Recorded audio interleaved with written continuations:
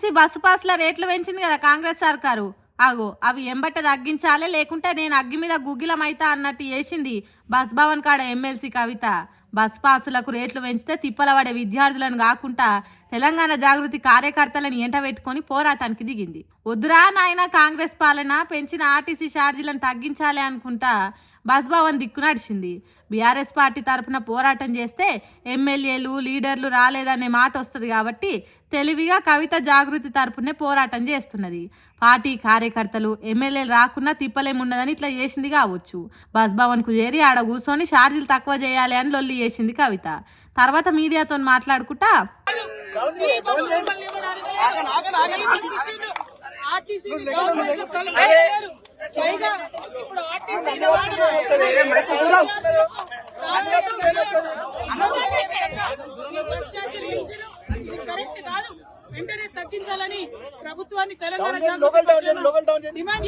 ఇన్నరా free bus ఎవడు అడగలేదు. అటు ఫ్రీగా ఇచ్చినట్టే ఇచ్చి ఇటు విద్యార్థుల నుంచి పైసలు గుంజే పని చేస్తున్నారు. అంతేకాదు ఆర్టీసీని సర్కార్లో విలీనం చేస్తామన్నారు, చేసిండ్రా అని అడుగుతున్నది. ఇట్లా మాట్లాడుతుంటేనే పోలీసులు వచ్చి ఎమ్మెల్సీ కవితను అరెస్ట్ చేసిండ్రు.